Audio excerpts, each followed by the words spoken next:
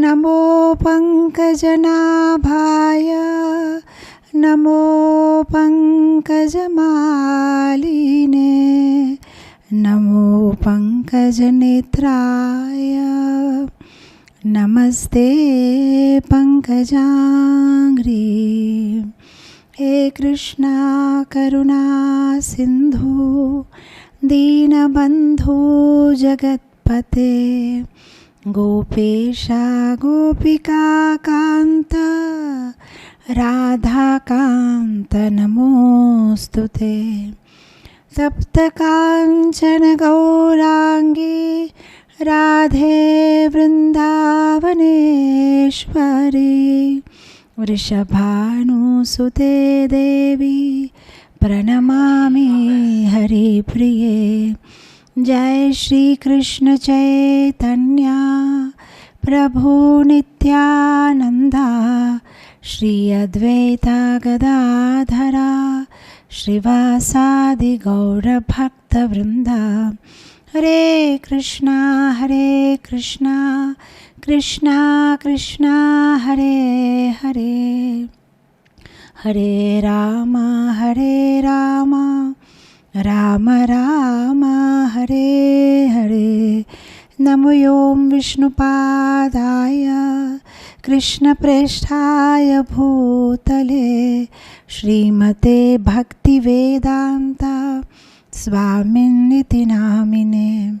नमस्ते सरस्वती देवे गौरवाणी प्रचारिणे निर्विशेष शून्यवादी पाश्चात्य देशतारिणे। ओम अज्ञानातिमिरान्धस्य ज्ञानाञ्जनशलाकया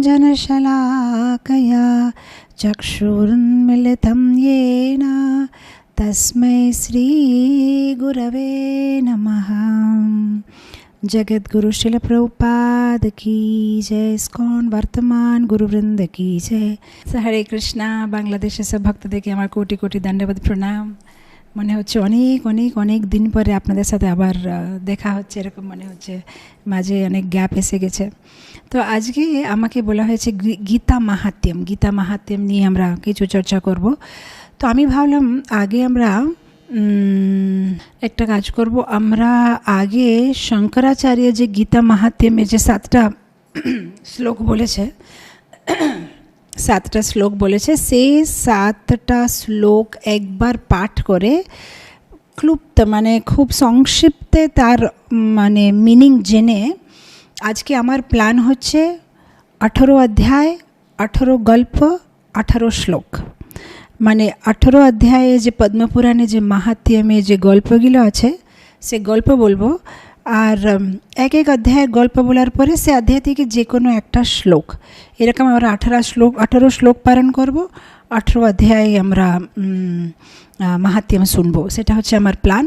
আর তারপরেও যদি সময় থাকে তাহলে এটা তো আমরা শুনছি যে গীতা পড়লে কী লাভ হবে, তারপরে আমরা শুনবো যে গীতা বিতরণ করে কী লাভ হবে। তো এরকম মানে দুটো ভাগে প্ল্যান তো আছে, কিন্তু কত সময় লাগবে সেটা আমি জানি না। তো প্রথম তো গীতা মাহাত্ম্যে যে শ্লোকগুলো যে আদি শঙ্করাচার্য দিয়েছে সেটা আমরা একটু পাঠ করব। তো উনি বলছেন গীতা মাহাত্ম্য শ্লোকে, ভগবদ্গীতা কি জয়। গীতা শাস্ত্রমিদং পুণ্যম या पठेत प्रयता पुमान् विष्णुपादम अवाप्नोति भयशोकादिवर्जितः। উনি বলছেন যে ভগবদ্গীতা হচ্ছে এত পাওয়ান, ভগবদ্গীতা পড়লে এত যে আমরা পুণ্য পাবো, পুণ্যের কী বলে আমরা অর্জন করতে পারবো, যে এই গীতার রেগুলার পাঠ করে সে ভয় থেকে, সে শোক থেকে বিমুক্ত হয়ে যাবে। এটা খুব ইম্পর্ট্যান্ট। কেন এই ভৌতিক জগতে তো সবাই ভয় শোকেই তো কী বলে ভাসছে, মানে ফ্লোট হচ্ছে। কেন পূর্বতে যে ঘটনা ঘটে গেছে সেটা নিয়ে দুঃখ, মানে বর্তমানে কি আছে সেটা নিয়ে চিন্তা। সো কিংবা আমরা চিন্তাতে আছি, কিংবা আমরা দুঃখে আছি, কিংবা ভয়ে আছি যে ভবিষ্যতে কি হবে। তো যদি আমরা সুখ চাই, আনন্দ চাই, তাহলে আমাদের গীতা গান করতে হবে, সেটা উনি শঙ্করাচার্য বলছেন। আমরা জানি শঙ্করাচার্য হচ্ছে ভগবান শিবের রূপ, আর শিব হচ্ছে মহা বৈষ্ণব। তো উনি আমাদের মানে ভালো গাইডেন্স দিচ্ছে যে গীতা পড়লে ভয় শোক থেকে আমরা দূর হব। তারপরে উনি বলছেন গীতা ধ্যানশীলস্য প্রাণায়ামা পরস্য চ নৈব শান্তি পাপানি পূর্বজন্মা কৃতানি চ। মানে সংসারে কী দুঃখ আছে, দুঃখালয়ম অশাশ্বতম। একটা তো হচ্ছে যে ভয় শোক আদি আছে, আর 3 রকমের তাপ আছে, আদিদেবিক, আদিভৌতিক, আধ্যাত্মিক। অনেক সময় অন্য জীব আমাদেরকে দুঃখ দেয়, অনেক সময় আমাদের শরীর নিয়ে আমরা দুঃখ, অনেক সময় প্রকৃতি আমাদেরকে দুঃখ দেয়। সেগুলো বলছে যে গীতা গান করলে চলে যাবে, ঠিক আছে। পরের শ্লোকে বলছে আরেকটা জিনিস আমাদেরকে অনেক কষ্ট দেয়, সেটা হচ্ছে আমাদের পূর্বজন্মেতে যে আমরা কর্ম করেছি। তো পূর্বজন্মের কর্ম থেকে যদি কেউ মুক্ত হতে চায়, তাহলে শঙ্করাচার্য বলছে যে কী করতে হবে, পূর্বজন্ম কৃতানি চ। তোমরা পূর্বজন্মের কর্ম থেকে কি মুক্ত হতে চাও, তাহলে গীতার গান করো। যদি কেউ গীতার গান করবে, তাহলে ভগবান পূর্বজন্মেতে আমরা যেই কর্ম করেছি তার পুরো ফলটা মানে ভাজা হয়ে যাবে। তার মানে আর ওখান থেকে কোনো আর গাছ বেরোবে না, আর আমাদের কোনো কর্মফল ভোগ করতে হবে না। তারপরে শ্লোকে বলছে মলিনে মোচনম পুংসাম জলস্নানম দিনে দিনে সকৃদ গীতামৃতম স্নানম সংসারামলনাশনম। বলছে যে যেভাবে শরীরে যখন মল থাকে কি করি আমরা, স্নান করি জল দিয়ে।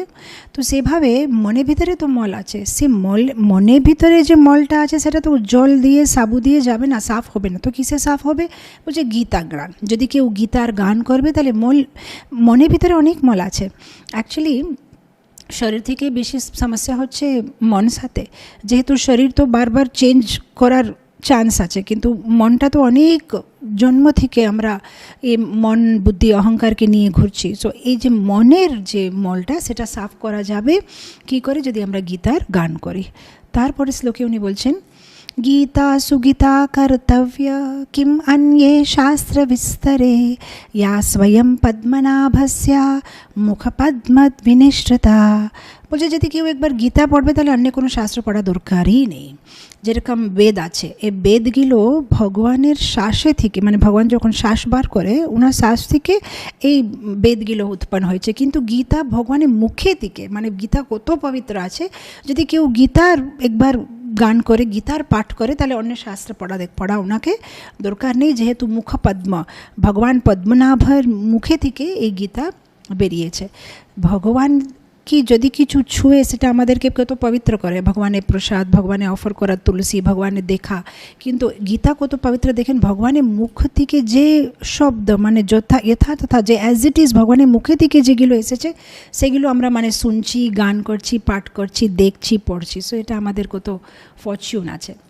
তারপরে বলছে উনি ভরতামৃত सर्वास्वां विष्णुवक्त्राद् विनिश्रितां गीता गंगोदकं पीत्वा पुनर्जन्म न विद्यते। বলছে যদি আরেকটা সমস্যা কি আছে, ক্লেশ তো আছেই, আরেকটা সমস্যা হচ্ছে birth, death, old age, disease. এই যে 4টা মিজরিজ আছে, জন্ম নিতে হবে, বৃদ্ধ হব, শরীরে কোনো রোগ হবে, আর শেষে আমরা মরে যাই, আর আবার জন্ম নিই। এই যে আমরা যে সাইকেলে ঘুরতে থাকছি, এখানে শঙ্করাচার্য বলছে যদি কেউ গীতার রেগুলার পাঠ করে, তাহলে পুনর্জন্ম না, আর জন্ম নিতে হবে না, শেষ। এটা আমাদের লাস্ট বার্থ। এই যে আমাদের সাইকেলের ভিতরে আমরা আছি, সে সাইকেল থেকে আমরা বেরিয়ে যাব। তারপরে উনি বলছেন सर्वोपनिषद गावो दोग्धा गोपाल नंदना पार्थो वत्स सुधीर भोक्ता दुग्धम गीतामृतम महत्। এখানে এটা উনি ক্ল্যারিফাই করছেন, যেহেতু অনেকগুলো শাস্ত্র আছে, আমরা ভাববো শাস্ত্র মানে পবিত্র, তার মানে আমাকে সব কিছু পড়তে হবে। কিন্তু এখানে উনি বলছেন না, এত চিন্তা করতে হবে না। ভগবান একটা গোপাল কি করেছে, সব যে শাস্ত্র আছে, সে যেরকম একটা গোপালক গায়েদের দুধ বার করবে, এরকম ভগবান সব শাস্ত্র থেকে যে সারটা, সেটা দোগ্ধা গোপাল নন্দনা উনি পুরো বার করে নিয়েছে। আর উনি বার করেছেন কার জন্যে, অর্জুন জন্যে, আর আমাদের সবাই জন্যে। তো অবশ্য অর্জুন হচ্ছে তার প্রথম ভোক্তা, কিন্তু আমাদের মানে অর্জুন হচ্ছে কি বলে বাছুরটা, আর এসব শাস্ত্র হচ্ছে গায়ে, আর দগ্ধা হচ্ছে কৃষ্ণা। আর উনি এই যে গীতা অমৃত দিয়েছে, বাস এতটুকু আমরা পান করলে যথেষ্ট, আমাদের আর কোনো শাস্ত্র অধ্যয়ন করতে হবে না।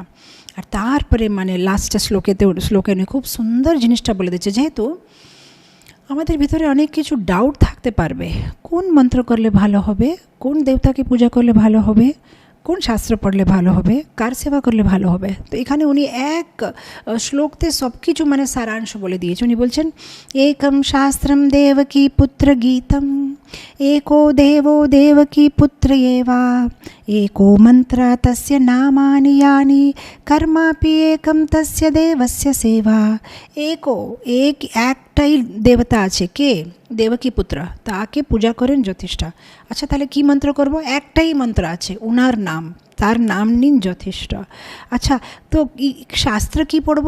একটাই শাস্ত্র আছে, দেবকী পুত্র যে গান করেছে ওনার মুখে থেকে গীতা, সেটাই পড়ো, আর কিছু পড়া দরকার নেই। তারপরে বলছে কর্মাপি একম তস্য দেব, কি করব? তাহলে কর্ম কি করব?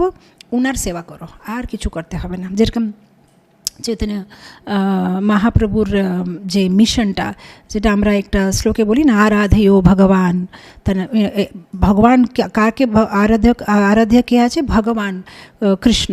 আর কিভাবে আরাধ্য করতে হবে? যেভাবে গোপীরা ওনাকে আরাধনা করেছে। আর কোন শাস্ত্র পড়তে হবে? ভাগবত, আমল পুরাণ। আর কি হচ্ছে হাইয়েস্ট ভাব? মাধুর্য ভাব। সেটা হচ্ছে চৈতন্য মহাপ্রভু মতম ইদম, ওটা হচ্ছে চৈতন্য মহাপ্রভুর মত। আরাধেয় ভগবান ব্রজেশ তন্যাস তদ্ধাম বৃন্দাবনম, বৃন্দাবন ধাম হচ্ছে সব থেকে শ্রেষ্ঠ। আরাধনা মধ্যে সব থেকে শ্রেষ্ঠ হচ্ছে ভগবান কৃষ্ণের আরাধনা করা। আর মাধুরী রস হচ্ছে সব থেকে গ্রেট, গোপীরা হচ্ছে সব থেকে শ্রেষ্ঠ ভক্ত, আর ভাগবত হচ্ছে সব থেকে গ্রেট পুরাণ। তো এরকম এখানে উনি বলে দিয়েছেন, বাস এতটুকু করতে হবে, আর কিছু করার দরকার নেই।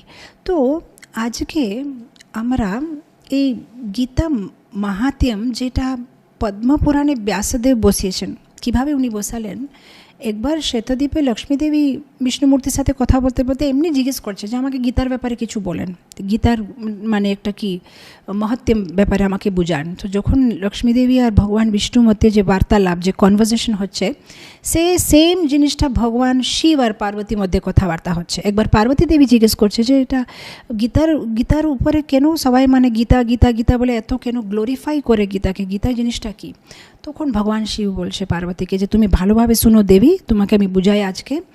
আর কত গীতার যে একটা মহত্ব আছে, কত গীতার একটা আছে। তো এক এক করে ভগবান শিব পার্বতী দেবীকে 18 গেলো স্টোরি, গল্প বলছে। আর এই 18 গল্পগুলো আজকে আমরা শুনবো, কিভাবে এক একটা গীতার অধ্যায়ের কত মহত্ব আছে।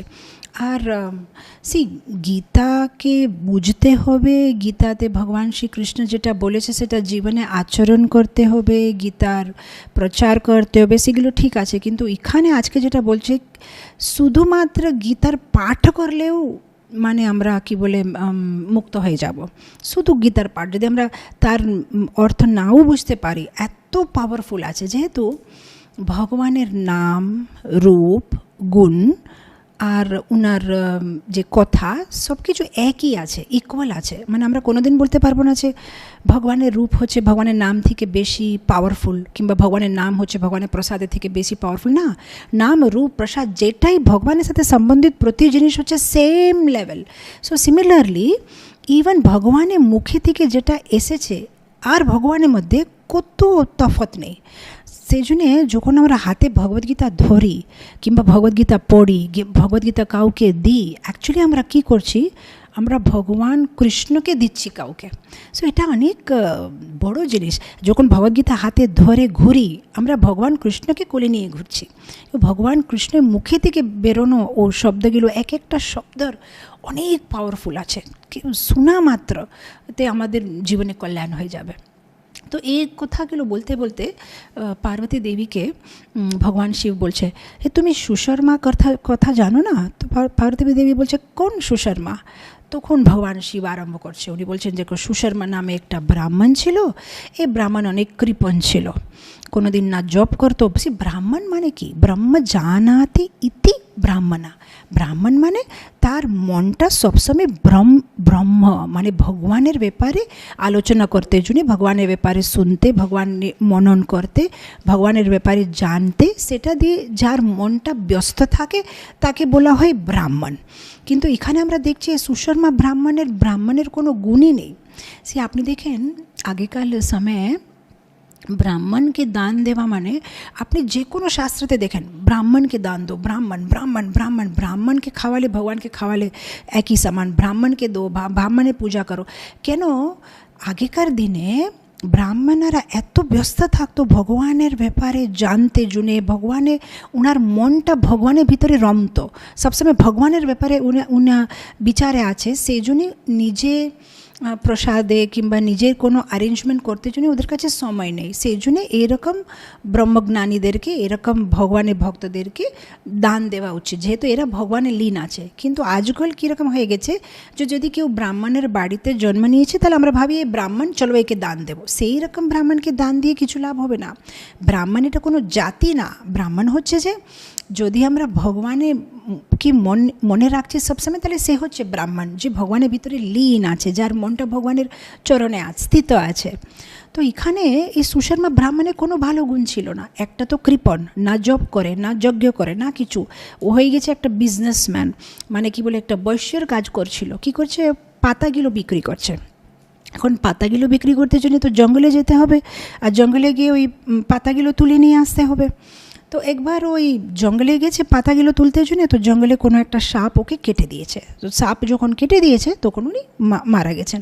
মারা যাওয়ার পরে যখন উপরে যাবে যমরাজ কাছে, তখন যমরাজ ওনাকে বলছে যে তুমি এত পাপ করেছ, কোনো কিছু ভালো কাজ জীবনে করনি, এখন তোমাকে সাফারিং করতে হবে। তো এখন তুমি একটা ষাঁড়ে জন্ম পাবে, মানে একটা ষাঁড়, একটা বুলের শরীর পাবে। তো এখন সুশর্মা হয়ে গেছে একটা ষাঁড়।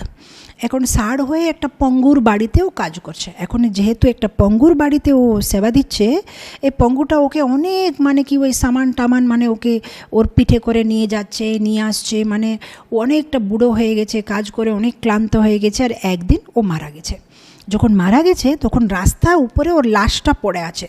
যখন লাশটা পড়ে আছে, সাধারণত ভারত দেশে সবাই খুব কি বলে পবিত্র মন দিয়ে, মানে সবাই একটু দান মানে ভালো মনে থাকে সবাই। তো যারা মানে আসছে যাচ্ছে, সে ষাঁড়কে দেখে সবাই বলছে, ওরে ভগবান, আমি যদি কিছু পুণ্যকর্ম করেছি, আমি কিছু পুণ্যকর্ম থেকে এই ষাঁড়কে দিতে চাই, এরকম সবাই মানে কিছু ওকে দান দিয়ে চলে যাচ্ছে। সেখান থেকে একটা বেশ্যা গেছে। সে বেশ্যা মানে সবাই এরকম বলছে, তো ওই মানে কি বলে যান্ত্রিকভাবে বলে দিয়েছে, আমি যদি কিছু ভালো কর্ম করেছি তাহলে আমার ভালো কর্মটা আমি একে দিতে চাই, ও বলে চলে গেছে।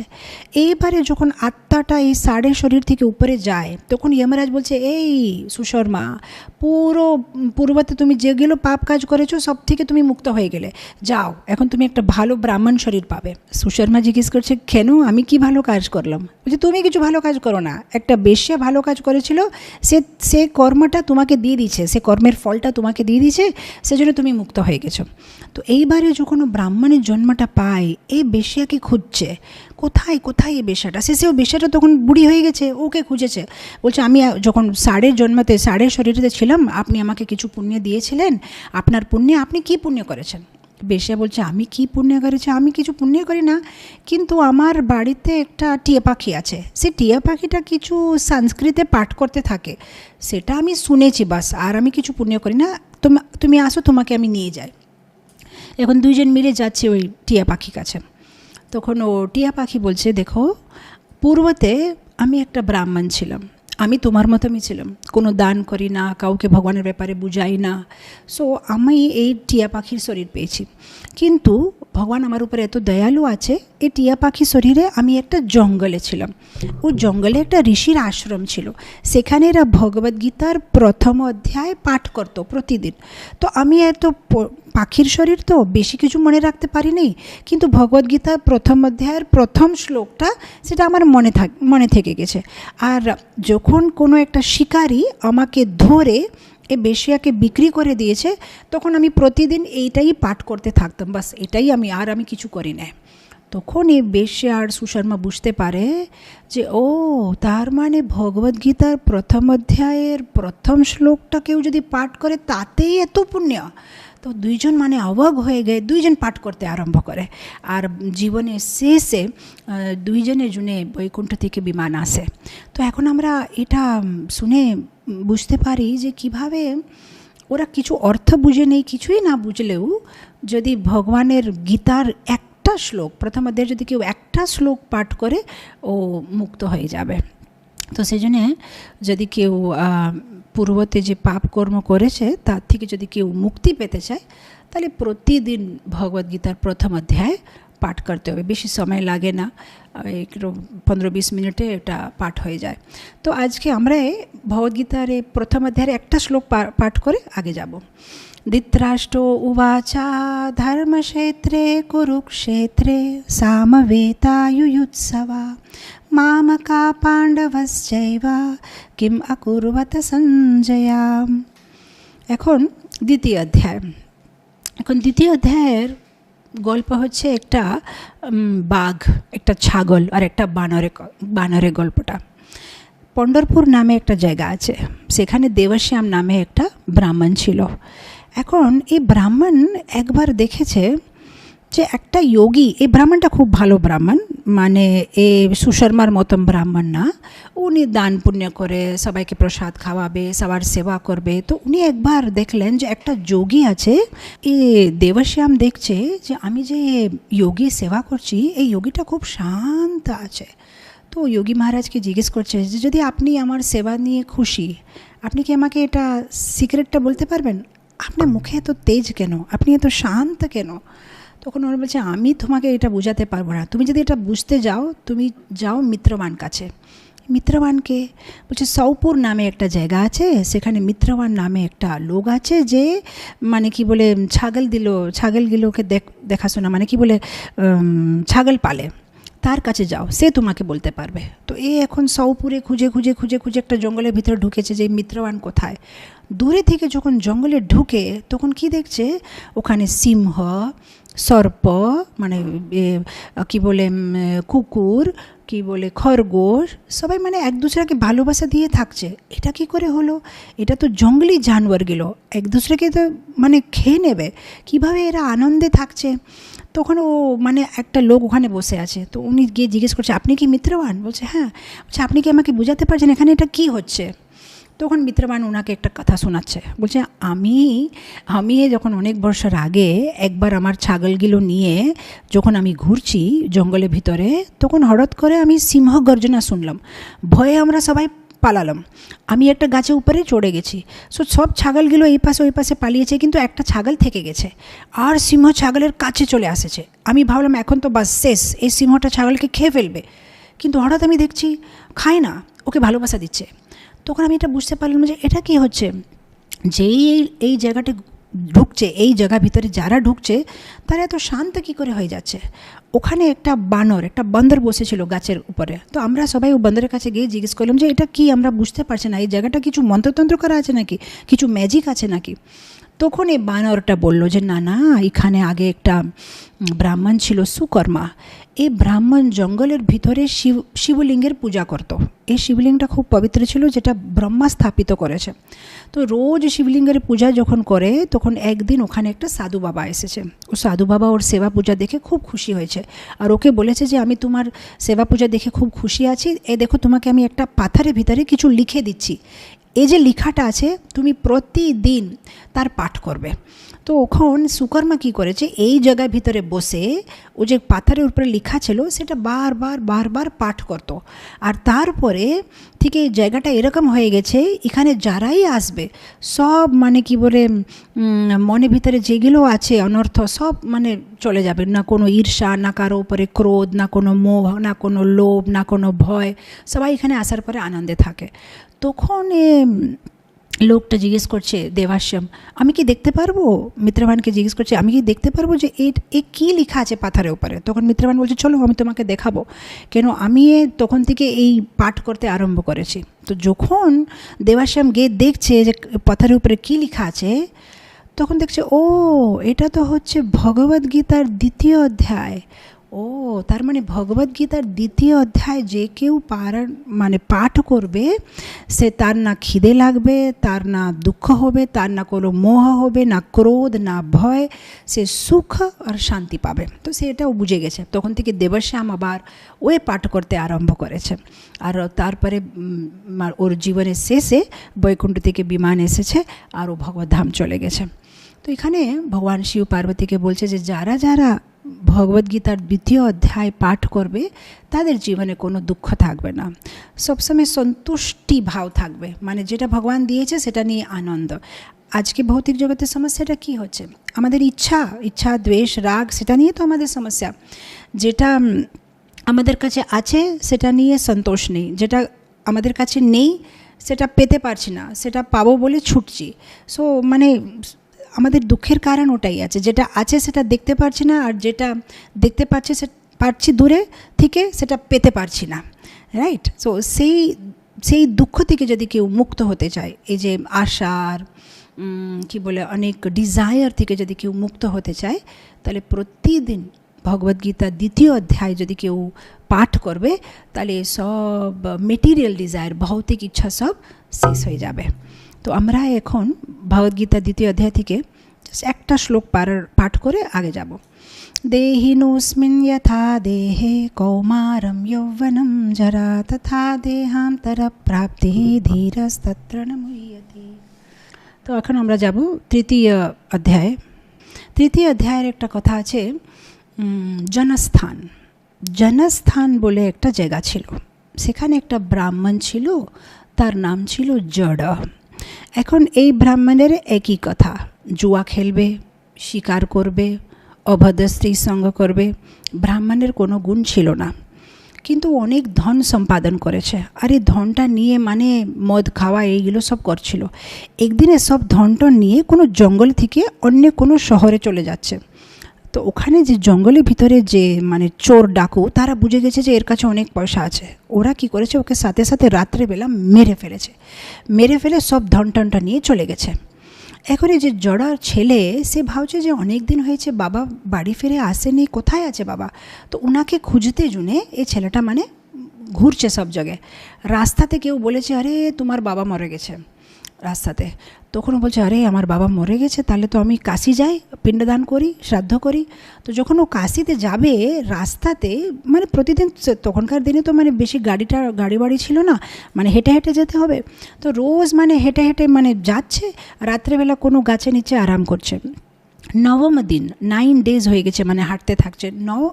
নবম দিনে কি হয়েছে, যে গাছের নিচে ওর বাবাকে মেরে ফেলা হয়েছে, ওই গাছে গিয়ে উনি মানে আসছে, ওই গাছে উনি পৌঁছাচ্ছেন। তো সেই দিনের রাত্রে এখন এই জড় যে ছেলে ছিল, তার খুব ভালো অভ্যাস ছিল, প্রতিদিন রাত্রে ঘুমাবার আগে ভগবদ্গীতার তৃতীয় অধ্যায়টা পাঠ করে ঘুমাবে। ও জড়র মতন ছিল না, ও মানে সত্যি কথা ভালো ব্রাহ্মণ ছিল। তো ঘুমাবার আগে গাছের নিচে যে বসে আছে, ও তৃতীয় অধ্যায়টা পাঠ করছে। যেই তৃতীয় অধ্যায়টা পাঠ করা শেষ হচ্ছে, দেখছে বৈকুণ্ঠ থেকে বিমান এসেছে। বুঝতে পারছে না কি হলো। তখন দেখছে যে এখানে একটা 4 হাত মানে বিষ্ণু মূর্তিতে কেউ দাঁড়িয়ে আছে। বলছে, আপনি কে? তখন জড়া বলছে, এটা আমাকে যেহেতু মেরে ফেলা হয়েছিল, আমি এখানে একটা প্রেতা আত্মার রূপে ঘুরে বেড়াচ্ছিলাম, কিন্তু যেহেতু তুমি ভগবদ্গীতার তৃতীয় অধ্যায়টা পাঠ করলে, সেটা শুনে আমার মুক্তি হয়ে গেল। তখন জড়া ওর ছেলেকে বলছে যে আমার এটাই তোমাকে অনুরোধ, তোমাকে কাশি যেতে হবে না আমার পিণ্ডদান করতে, আমার তো মুক্তি হয়ে গেছে। কিন্তু এখন তুমি তোমার দাদু জুনে, কাকু জুনে, সবাই জুনে এই প্রতিদিন এই তৃতীয় অধ্যায়টা পাঠ করো, এটাই আমার অনুরোধ তোমাকে, আমি যাই। তখন ছেলে জড়াকে বলছে, বাবা আমি সবাই জুনে করব, আমাদের পরিবারে না, আমি সবাই প্রতি একটা, যখন প্রযুক্ত যমলোকে সব জীব মুক্ত না হয়ে যাবে, তখন পর্যন্ত আমি এই তৃতীয় অধ্যায়টা পাঠ করতেই থাকবো। তো এরকম মানে বচন দিয়েছে। তো তারপরে জড়া চলে যাচ্ছে বিমানে করে, আর জড়ার ছেলে কন্টিনিউজ এই তৃতীয় অধ্যায়টা পাঠ করতে থাকছে। আর এত সিনসিয়ারলি পাঠ করছে যে ভগবান বিষ্ণু যমরাজকে ডেকে ফেলেছে। বলছে, যমরাজ তোমার যে যমলোকে যত জীব আছে সবাই মুক্ত হয়ে গেছে, যেহেতু জড় সবাই জন্য এই তৃতীয় অধ্যায় পাঠ করছে, তুমি সবাইকে যমলোক থেকে এখন বার করো, আমার লোকে সবাইকে পাঠিয়ে দাও। তো এটা হচ্ছে তৃতীয় অধ্যায়ের পাওয়ার। যদি কেউ তৃতীয় অধ্যায় প্রতিদিন পাঠ করে তাহলে ওনাদের যে পূর্বজ, যে পূর্বপুরুষ, অ্যানসেস্টার্স, ওনার যে বংশতে যারা যারা আছে সবাই মুক্তি পাবে। তো এখন তো আমরা তো এই ভালো মার্গ পেয়ে গেছি, আমরা জপ করছি, কিন্তু আমরা আমাদের পূর্বজের জন্যে হরে কৃষ্ণ মহামন্ত্র জপ করতে পারি।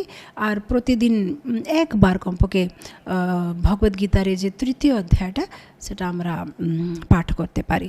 তো যারা যারা এই তৃতীয় অধ্যায় পাঠ করে তাদের যে অ্যানসেস্টার্স আছে, তাদের যে বংশজ আছে, তারা যদি কিছু পাপ করেছে, তারা যদি কোনো পিতৃলোকে কিংবা নরকে আছে, তারাই মুক্তি পেয়ে যাবে। এত পাওয়ারফুল আছে এই তৃতীয় অধ্যায়।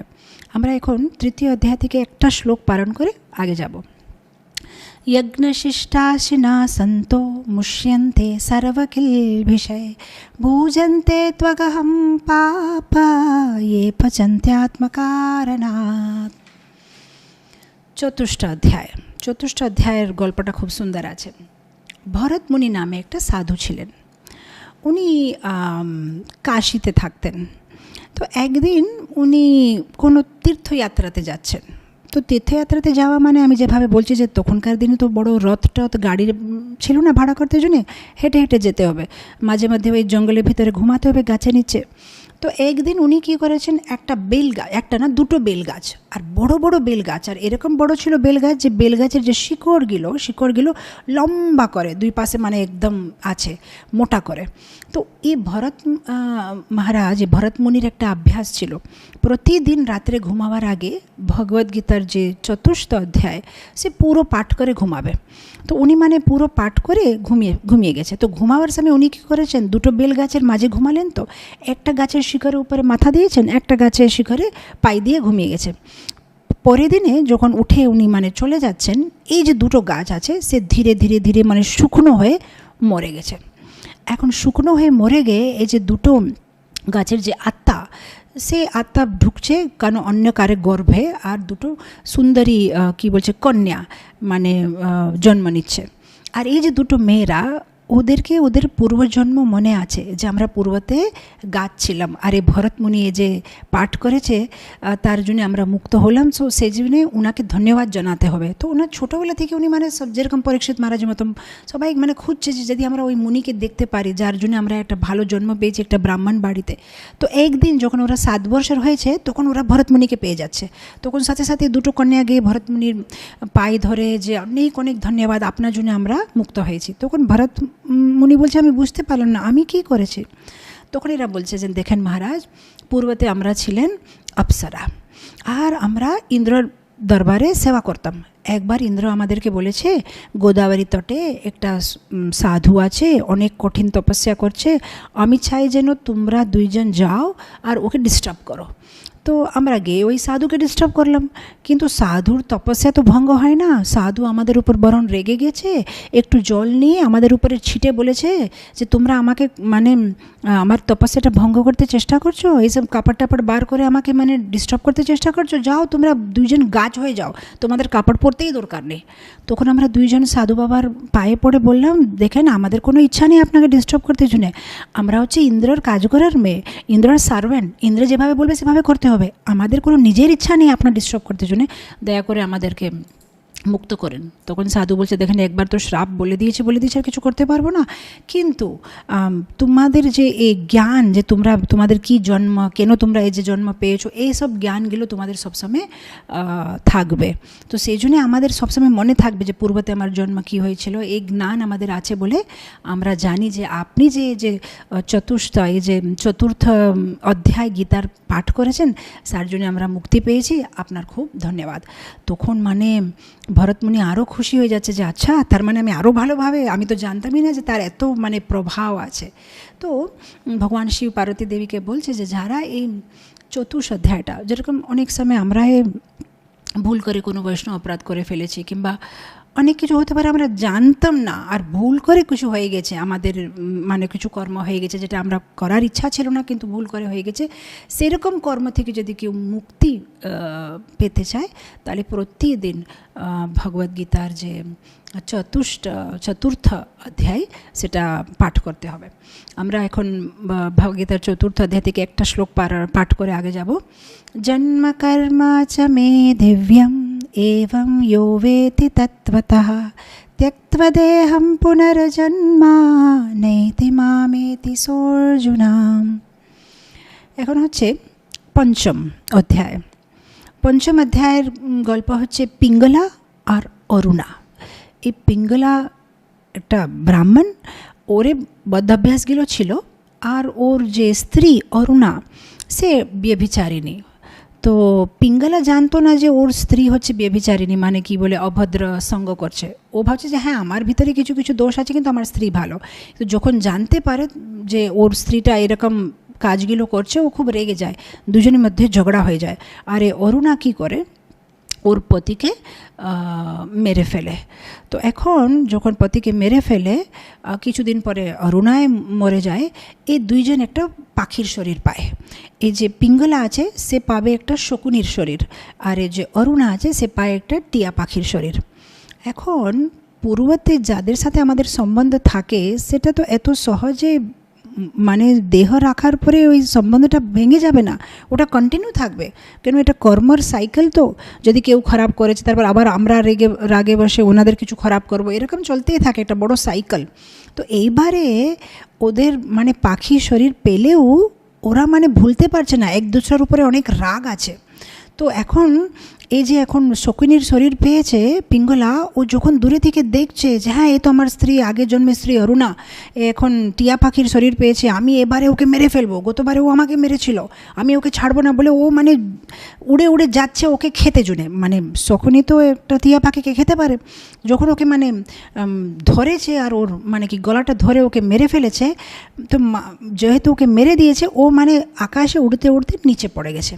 আর সেই সময় ওখানে জঙ্গলের ভিতরে একটা শিকারি দূরে থেকে শকুনিকে দেখে ও বান মেরেছে, তো শকুনি মারা গেছে আর ওই নিচে পড়ে গেছে।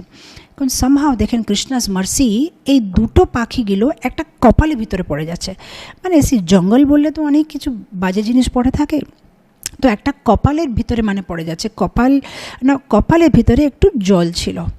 এখন দুইজন যখন যমলোকে যায় তখন যমরাজ বলছে, এই অরুণা, এই পিঙ্গলা, তোমরা সব কর্ম থেকে মুক্ত হয়ে গেছে, যাও। যে আমরা কি করলাম যে আমরা সব কর্ম থেকে মুক্ত হয়ে গেছে? তখন যমরাজ বলছে, আরে তোমরা জানো না, যখন তোমরা মানে মরে যাচ্ছ, আকাশে থেকে নিচে পড়ে যাচ্ছ, তখন তোমরা একটা কপাল ছুঁয়ে ফেলেছো। আর ওই কপালটা সাধারণ কপালটা না, ওই কপালটা হচ্ছে বটমুনি। এই বটমুনি প্রতিদিন ভগবদ্গীতার যে পঞ্চম অধ্যায় সেটা পাঠ করতেন। আর ভগবদ্গীতার পঞ্চম অধ্যায় পাঠ করার ফলে ওনার ভৌতিক শরীর দিব্য হয়ে গেছে।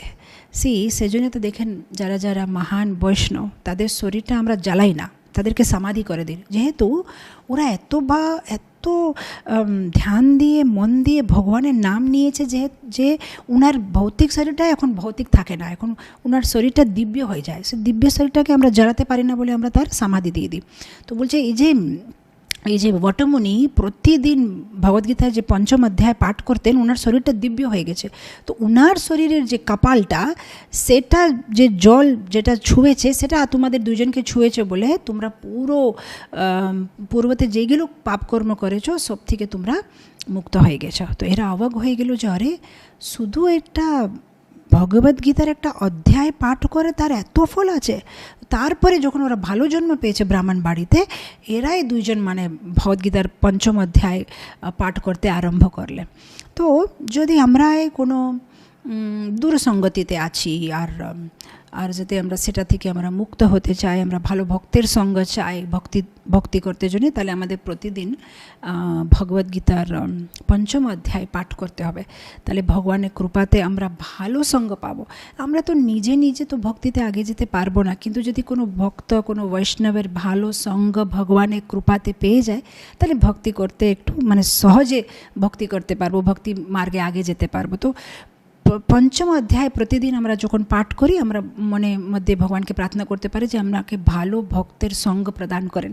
যেভাবে পিঙ্গলা আর অরুণা ওয়াটামুনির কপালের সঙ্গ পেলেও পুরো পাপকর্ম থেকে মুক্ত হলো, এইভাবে আমরা যদি কোনো বৈষ্ণবের সঙ্গ পাই আর ভক্তি করতে যেন আমরা উৎসাহ পাই। তো এখন আমরা পঞ্চম অধ্যায় থেকে একটা শ্লোক পাঠ করে আগে যাব। भोक्तारां यज्ञतपसां सर्वलोकमहेश्वरं सुहृदं सर्वभूतानां ज्ञात्वा मां शान्तिमृच्छति। এখন ষষ্ঠম অধ্যায়। ষষ্ঠম অধ্যায়ের কথা হচ্ছে পৈঠান। পৈঠান নামের একটা জায়গা ছিল, সেখানে একটা রাজা ছিল, রাজার নাম ছিল জনশ্রুতি রাজা। ইনি এত ভালো রাজা, এত মানে উনি ছিলেন ক্ষত্রিয়, কিন্তু কি বলে ব্রাহ্মণের গুণ ছিল, সবসময় যজ্ঞ করবে, দান করবে, তপ করবে, মানে খুব সুন্দর গুণ, ভগবানের ভক্ত। তো উনি এত সুন্দর গুণ ছিলেন যে উনাকে দেখতে জুনে কিংবা উনি যে যজ্ঞর আয়োজন করেছে সে যজ্ঞ দেখতে জুনে দেবতারা আসতেন। আর অনেক সময় দেবতারা কি করতেন, মানে কোনো রাজহংসর রূপ নিয়ে চলে আসতেন জাস্ট ওই জনশ্রুতি মহারাজের দর্শন করতে জন্য। তো একবারে কি হলো, জনশ্রুতি মহারাজ অনেক বড় যজ্ঞ আয়োজন করেছে, সবাই ওখানে এসেছে, যজ্ঞ পরে সব যজ্ঞ প্রসাদ নিয়েছে আর সবাই চলে যাচ্ছে। যখন চলে যাচ্ছে তখন এই যে দেবতারা, ছোটো ছোটো দেবতারা যারা, ওরা কি করেছে, একটা রাজহংস রূপ নিয়ে ওরা উড়ে উড়ে চলে যাচ্ছে নিজের ধামে। তখন এই জনশ্রুতি মহারাজ ওনার রাজভবনের উপরে দাঁড়িয়ে এরকমই দেখছে। তো দেখার সময় ইনি খুব বুদ্ধিমান ছিলেন, ইনি পশুর ভাষা বুঝতে পারেন, যদি কোনো পাখির ভাষা, পশুর ভাষা, গাছের ভাষা, সব কিছু, মানে খুব জ্ঞানী ছিলেন। তো উনি শুনছেন যে দুইজন পাখি কিছু কথা বলছে, তো ও শুনতে চাচ্ছে কী বলছে। তো একজন পাখি আরেকটা পাখিকে বলছে, এই এখান থেকে আমরা উপর থেকে উড়তে নেই, এখানে জনশ্রুতি মহারাজ দাঁড়িয়ে আছে, জনশ্রুতি মহারাজ হচ্ছে পুণ্যশালী রাজা, উনার মাথার উপর থেকে আমরা উঠলে আমাদের অপরাধ হবে, একটু দূরে থেকে উড়ো। তো আরেকটা পাখি বলছে, কি তুমি জনশ্রুতি মহারাজের ব্যাপারে এত বড় বড় কথা বলছো, কি তুমি রাইকুয়া মুনির ব্যাপারে জানো না নাকি? তো কি কার নাম বলছো তুমি? ও রাইকুয়া মুনি, এরকম বলে বলে দুইজন চলে যাচ্ছে। তখন এই জনশ্রুতি মহারাজ এই কথাগুলো শুনে ফেলেছে। উনি বলছে, আমার থেকে কেউ গ্রেট আছে, কেউ মহান আছে, রাইকুয়া মুনি কে? আমি জানতে চাই, ওনার ব্যাপারে তো আমি কিছু শুনি না। তখন উনি সাথে সাথে কী করছে, ওনার যে রথসারথি, ওনার নাম ছিল মাহাকে ডেকে বলছে, এই মাহা, তুমি আমার জন্য একটা সেবা করো, এই রাইকুয়া মুনি কে আমি জানতে চাই, খুঁজো, পুরো ভারতে খুঁজো, আমি রাইকুয়া মুনি দর্শন করতে চাই। তখন ওনার রথসারথি বলছে, ঠিক আছে মহারাজ, আমি চেষ্টা করব। এখন ইনি কী করেছেন, এই যে ওনার রথসারথি মাহা এই সব তীর্থস্থানে ঘুরেছে, কাশী, মথুরা, বৃন্দাবন, দ্বারকা, পণ্ঢরপুর, যত ছিল রঙ্গক্ষেত্র, পুরো ভারতে সব জায়গায় খুঁজছে, সব পুণ্যস্থানে গিয়ে জিজ্ঞেস করছে, এখানে রাইকুয়া মুনি বলে কেউ আছে, এখানে রাইকুয়া মুনি বলে কেউ আছে, কিন্তু পায়নি। শেষে কাশ্মীর গেছে। কাশ্মীরে যে একটা মন্দিরে দর্শন করছে, কাশ্মীরে একটা ভগবান শিবের অনেক বড় মন্দির ছিল, মানিকেশ্বর মন্দিরে দর্শন করে যখন উনি বেরোচ্ছেন, তখন দেখছে যে একজন সিম্পল লোকটা গাছের তলাতে বসে আছে, কিন্তু শরীরে থেকে খুব তেজ বেরোচ্ছে। তো এই ভাবছে, মনে হচ্ছে ইনি হবেন। তো উনি সাথে সাথে এই মাহা গিয়ে ওনার পায়ে ধরে বলছে, আপনি কি রাইকুয়া মুনি? বলছে, হ্যাঁ। ও, আমি আপনাকেই খুঁজছি, আপনি কি একবার আসবেন, আমার রাজা আপনার সাথে দেখা করতে চায়। তো রাইকুয়া মুনি বলছে, আমি কোথায় আসবো না, আমি এখানেই থাকবো, উনি যদি দেখা করতে চায় ওনাকে এখানে আসতে বলেন। তো সাথে সাথে মাহা যাচ্ছে, জনশ্রুতি রাজাকে ডেকে নিয়ে আসছে। এখন সাধু কাছে, ভগবান কাছে আর সাধু কাছে যখনই যায়, কোনোদিন খালি হাতে যেতে নেই, কিছু না কিছু নিয়ে যেতে হবে, কিছু না হলে একটা ফল আছে কিছু, আর কিছুই না পেলে একটা ভালো কথা বলতে হবে, কিছু তো দিতে হবে, আমাদের ভালো ভালো কথাগুলো অর্পণ করতে হবে। তো এখন ইনি তো রাজা, এনার কাছে অনেক ধন, ও গাড়ি ভর্তি করে অনেক কিছু নিয়ে গেছে। আর যখন শেষে মানে ওনার কাছে যাচ্ছে, বলছে, রাইকুয়া মুনি, আপনি আমাকে আশীর্বাদ করেন, আর এসব যে আপনি গাড়িগুলো দেখছেন এসব কিছু আপনাকে অর্পিত। তখন রাইকুয়া মুনি অনেক হাসি পাচ্ছে, বলছে, এগুলো নিয়ে আমি কি করব, আমার কিচ্ছুই লাগবে না।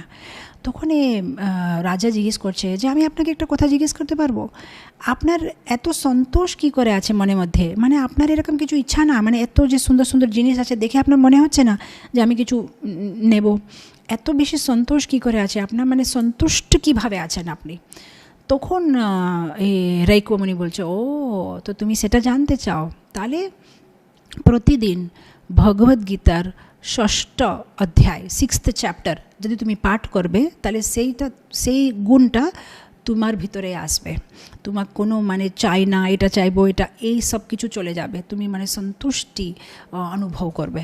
তখন ইনি খুব খুশি হয়, বাস আমি এটাই জানতে চাই, আমার কাছে সব কিছু আছে, কিন্তু আমি সে ভাবটা, এসব গুণা ভক্তের মধ্যে এসব গুণ থাকতে হবে বলে ভগবদ্গীতাতে অনেক জায়গাতে ভগবান বলেছে সম দুঃখ সুখ শমী সন্তুষ্ট সততম যোগী যথাত্মাম দৃঢ় নিশ্চয়া ময়্যার্পিত মনোবুদ্ধি योमत भक्ता समय प्रिय।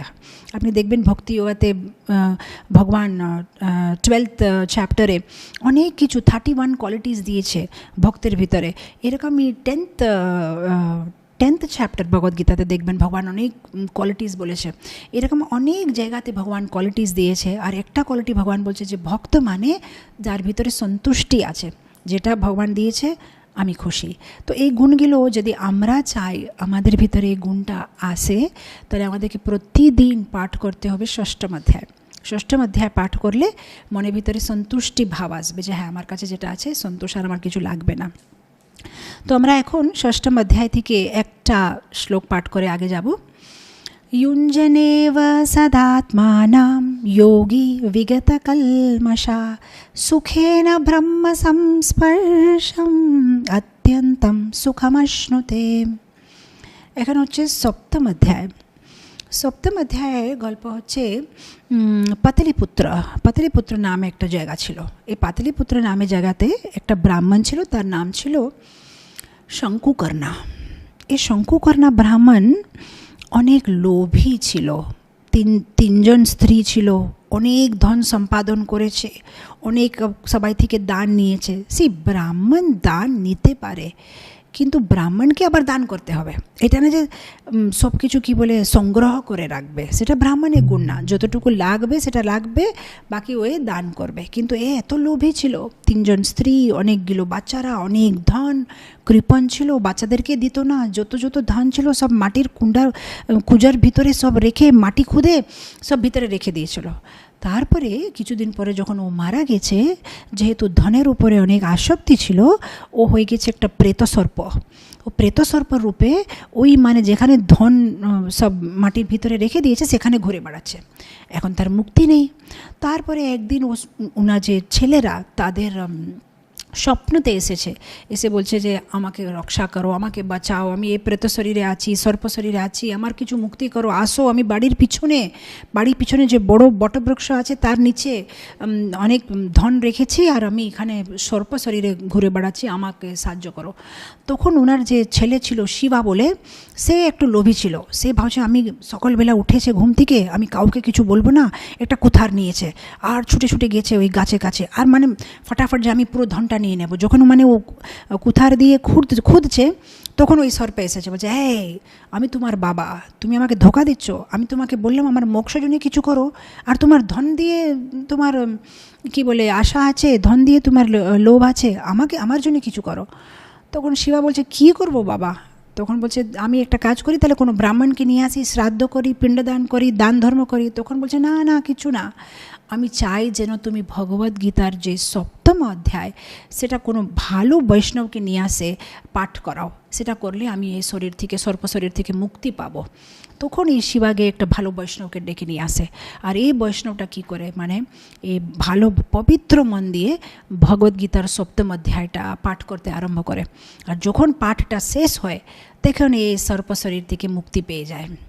আর মানে বৈকুণ্ঠে যেতে জন্য অন্যজনে বিমান চলে আসে। তখন ও খুব খুশি।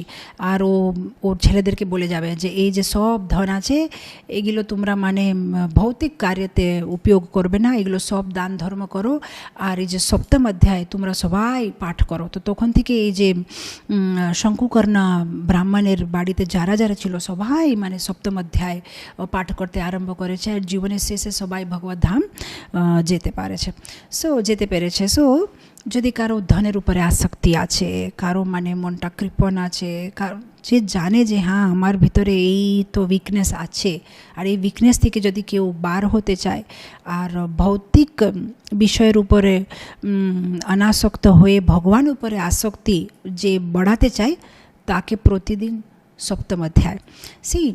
আমি তো আজকে খুব সংক্ষেপে স্টোরি পাঠগুলো মানে গল্পগুলো বলে দিচ্ছি, কিন্তু পরে কোনো দিন আমি বলবো কিভাবে আপনি দেখবেন প্রত্যেকটা গল্প অ্যাকচুয়ালি সে অধ্যায়ের ভিতরে যে শ্লোকগুলো আছে তার সাথে জড়িত আছে। এখন আপনি দেখবেন এই যে 7th চ্যাপ্টারে কিংবা 8th চ্যাপ্টারে যে কন্টেন্ট আছে তার সাথে এটা জড়িত আছে। আজকে সেটা আমি নিতে আরম্ভ করলে হবে, কিন্তু আমরা যদি যে কোনো দিন একবার এরকম একটা সেশন নেব যেখানে সংক্ষিপ্তে মানে ও অধ্যায়ের যে সারাংশটা আর কিভাবে সে অধ্যায়ের সারাংশ আর এখানে যেটা বলা আছে যে ধনের উপরে আসক্তি কমে যাবে, সেটা কিভাবে আপনি দেখবেন মানে জড়িত আছে, তখন আপনি অবাক হয়ে যাবেন যে এমনি বলছেন না শিব পার্বতীকে, এটা সব কিছু মানে কানেক্টেড আছে, মানে এটা কোনো সেন্টিমেন্ট না, এটা লজিক্যালি টেকনিক্যালি মানে ক্লিয়ার আছে যে হ্যাঁ এই কন্টেন্টটা যে কেউ পড়লে নিশ্চয়ই ও অনাসক্ত হয়ে যাবে। সো এখন আমরা সপ্তম অধ্যায় থেকে একটা শ্লোক পাঠ করে আগে যাব। বহুনাম জন্মনামন্তে জ্ঞানবান মাম প্রপদ্যতে বাসুদেব সর্বমিতি সমাহাত্মা সদুর্লভা সুদুর্লভা। এখন অষ্টম অধ্যায়তে গল্প আছে ভাব শর্মা নামে একটা ব্রাহ্মণ ছিল। সে অমরদখপুর নামে একটা জায়গাতে থাকতো। এখন এই ভাব শর্মায় যেরকম আমরা শুনছি ওর একটা মানে খারাপ অভ্যাসগুলো ছিল, ব্রাহ্মণ হলেও ব্রাহ্মণের মতন কোনো গুণ ছিল না। সেই জন্যে যখন ও শরীরটা ছাড়ে ও পরের জন্মে একটা বৃক্ষ, একটা গাছের শরীর পায়। এখন এ অনেক দিন থেকে গাছের শরীরে আছে, কে ওকে মুক্ত করবে? একদিন কিন্তু ওর গাছে দুইজন ব্রহ্ম রাক্ষস আসে, আর ওরা ও গাছে মানে বসে বসে কিছু গল্প করছে, দুইজন ব্রহ্ম রাক্ষস। আর জানি না ওরা কি বলেছে, কিন্তু হঠাৎ করে দেখছে বৈকুণ্ঠ থেকে বিমান এসেছে আর এ দুজন চলে যাচ্ছে। তখন ভাবা শর্মা বলছে দাঁড়ান, এটা কী হচ্ছে আমি কিছু বুঝতে পারছি না। আর হঠাৎ দেখছে ভাবা শর্মা নিজের শরীরটায় গাছের শরীর থেকে মুক্তি পেয়ে একটা ব্রাহ্মণের শরীর পেয়ে গেছে। তখন ও জিজ্ঞেস করছে যে বৈকুণ্ঠ প্লেনে যারা এদেরকে নিয়ে চলে যাচ্ছে তাদেরকে জিজ্ঞেস করছে একবার দাঁড়ান, আমাকে বলেন এটা কী হলো, কেন আপনারা এসেছেন, এরা কী বলেছে? তখন ওরা বলছে, যারা মানে ড্রাইভার যারা নিতে এসেছে এদেরকে বৈকুণ্ঠ, তারা বলছে আরে তুমি বুঝতে পারলে না, এই যে দুইজন ব্রহ্ম রাক্ষস সে হচ্ছে কুশীবল আর কুমতি, এরা ছিল দুইজন ব্রাহ্মণ আর ব্রাহ্মণ পত্নী, কিন্তু এরা পূর্বতে অনেক পাপ করেছে, সেজন্য এরা ব্রহ্ম রাক্ষস হয়ে গেছে। কিন্তু ব্রহ্ম রাক্ষস হলেও ওদের ভগবদ্গীতার কিছু কিছু কথাগুলো মনে আছে। তো এরা দুজন গাছের উপরে ব্রহ্ম রাক্ষসরা গল্প করছে যে আরে আমরা যে শরীরটা, এই যে রাক্ষসের শরীরটা পেয়েছি, কিভাবে মুক্তি হব, এরকম দুজন গল্প করছে। তখন ওর পতি বলছে না ভগবানের জ্ঞান চর্চা করলে আমরা মুক্তি হতে পারবো। তখন ওনার স্ত্রী জিজ্ঞেস করছে কিম তদ ব্রহ্মা মানে কি, কিম আধ্যাত্ম, কিম কর্ম পুরুষোত্তমা, মানে কোশ্চেন জিজ্ঞেস করছে সংস্কৃতে যে আপনি কি বলছেন, কি করতে হবে, কার ধ্যান করতে হবে। তো ও বুঝতে পারলো না, কিন্তু ও কি করেছে, অষ্টম অধ্যায়ে প্রথম শ্লোকের প্রথম লাইন বলে ফেলেছে। যেহেতু ভগবদ্গীতার অষ্টম অধ্যায়ের প্রথম শ্লোকে প্রথম লাইন বলে ফেলেছে, বৈকুণ্ঠ যেতে চান্স পেয়ে গেছে। তো তার মানে পুরো অধ্যায়ের কথা ছেড়ে দিন, পুরো শ্লোকের কথা ছেড়ে দিন, শ্লোকের প্রথম লাইনটা পাঠ করলেও মুক্তি পেয়ে যাবে। মানে ভগবদ্গীতার প্রতি একটা শ্লোক, প্রতি একটা লাইন, প্রতি একটা শব্দ কত পাওয়ারফুল আছে। জাস্ট একটা শব্দ যদি কেউ পাঠ করবে তে মুক্ত হয়ে যেতে পারে। সো অবশ্যই এনিওয়ে, সো আমরা এখন অষ্টম অধ্যায়ের একটা শ্লোক পাঠ করে আগে যাব। আব্রহ্মা ভুবনালোকা পুনরাবর্তিনোর্জুনা মামুপত্যেতু কৌন্তেয় পুনর্জন্ম ন বিদ্যতে। এখন আমরা যাব নবম অধ্যায়ে। নবম অধ্যায়ের গল্প হচ্ছে মহিষ্মতি নামের একটা জায়গা ছিল, সেটা নর্মদা নদীর তটে ছিল। ওখানে একটা ব্রাহ্মণ ছিল মাধব। এই ব্রাহ্মণটা কি করছে, একদিন একটা ছাগল নিয়ে আসে বলি দেবে।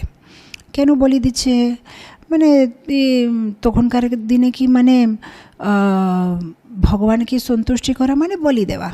তো ওই মানে যখন একটা ছাগলকে বলি দিতে জন্য প্রস্তুত আছে, তখন ছাগল একটা মানুষের মতন কথা বলছে এ মূর্খ, আমার বলি দেবে না। বলছে আরে তুমি ছাগল হয়ে মানুষের মতন কীভাবে কথা বলতে পারছো? বলছে আমি তো পূর্বতে ব্রাহ্মণ ছিলাম আর তোমার মতো মূর্খ ছিলাম, আর আমি দুর্গা দেবীকে সন্তুষ্টি করতে জন্যে আমি একটা ছাগলের বলি দিয়েছিলাম, সেই জন্য আজকে আমি একটা ছাগলের জন্ম পেয়েছি, তুমি যদি আমার বলি দেবে তুমি আবার ছাগলের শরীর পাবে।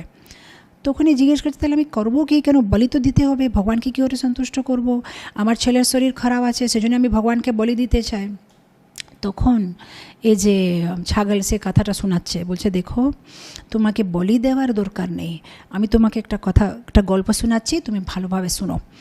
পূর্বতে কুরুক্ষেত্রতে একটা রাজা ছিল, রাজার নাম ছিল চন্দ্রশর্মা। এই চন্দ্রশর্মা রাজা খুব দানি রাজা ছিলেন। একদিন উনি স্নান টান করে একাদশীর পরের দিনে একটা ব্রাহ্মণকে ডেকে অনেক কিছু দান করেছে।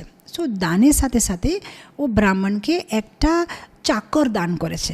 তখনকার দিনে রাজার কর্ম হচ্ছে একটা ব্রাহ্মণে একটা আধ্যাত্মিক গুরুকে মানে নিজের শরীর দিয়ে সেবা করা, কিন্তু যেহেতু ওদের রাজ্যের ভার থাকে, অনেক কাজ করার থাকে, সেজন্য অনেক সময় ওরা নিজে শরীর দিয়ে সেবা না করতে পারলেও ওরা চাকর দেয়, যেটা উনার হয়ে ব্রাহ্মণের সেবা করবে। তো উনি বলছেন দেখেন আমি আপনাকে একটা চাকর দিচ্ছি, ও আপনার সেবা করবে। তো এই ব্রাহ্মণটা অ্যাকসেপ্ট করে নিয়েছে। কিন্তু যেই ও চাকরকে নিয়ে এখন আগে যাবে, হঠাৎ দেখছে ওর চাকরের শরীরটা পুরো কালো কালো হয়ে গেছে, আর ওর শরীর থেকে দুটো আত্মা বেরোচ্ছে, আর ও দুটো আত্মা হচ্ছে একটা চাণ্ডাল আর চাণ্ডাল পত্নী। আর ওরা মানে একদম ওর শরীর থেকে বেরিয়ে সিধা এই ব্রাহ্মণের শরীর ভিতরে চলে যাচ্ছে।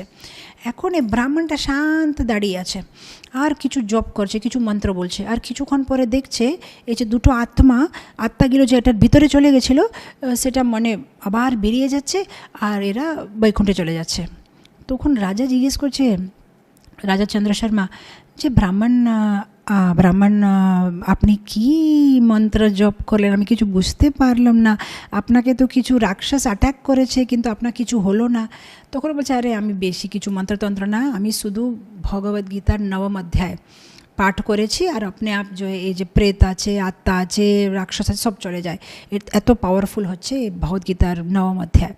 তখন এই ছাগল বলছে ও ব্রাহ্মণ মাধবকে, দেখো তুমি আমার বলি টলি দেবে না, তুমি যদি ভগবানকে সন্তুষ্টি করতে চাও, তুমি যদি চাও তোমার ছেলের এই রোগটা দূর হয়ে যাবে, তাহলে তুমি শুধু ভগবদ্গীতার 9ম অধ্যায় পাঠ করো, যথেষ্ট।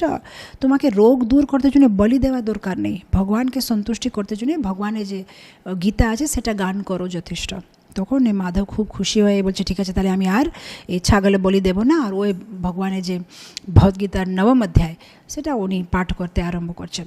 তো যারা মানে কোনো ভূতের থেকে ভয় আছে, কোনো কিছু ব্যাড এলিমেন্টসের যদি কিছু ভয় আছে, তাহলে 9ম অধ্যায় প্রতিদিন পাঠ করলে মানে নিডর কেউ মানে অভয় প্রাপ্ত হবে, কোনো জিনিসে ভয় লাগবে না, কোনো কিছু। কিরকম অনেক সময় কারো কিছু মানে ভয় থাকে, যারে এটা কিছু ব্যাড এলিমেন্টস আমাকে অ্যাটাক করছে, কিংবা আমার গ্রহ খারাপ আছে, এটা আছে, এই সব দোষ থেকে যদি কেউ বেরোতে চায়, জাস্ট 9ম অধ্যায় সে ভগবান সব কিছু দিয়েছে।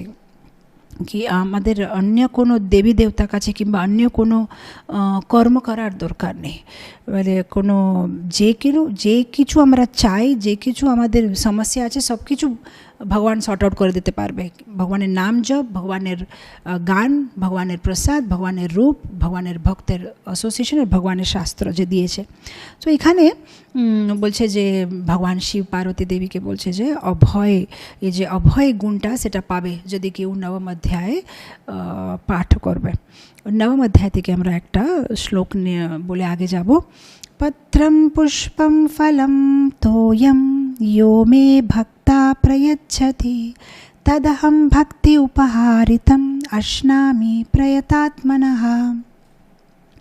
এখন হচ্ছে 10ম অধ্যায়। 10ম অধ্যায়ের গল্পটা খুব সুন্দর আছে। 10ম অধ্যায়ে একটা লোক আছে, তার নাম আছে, একটা ভক্ত আছে, তার নাম হচ্ছে ধীর বুদ্ধি।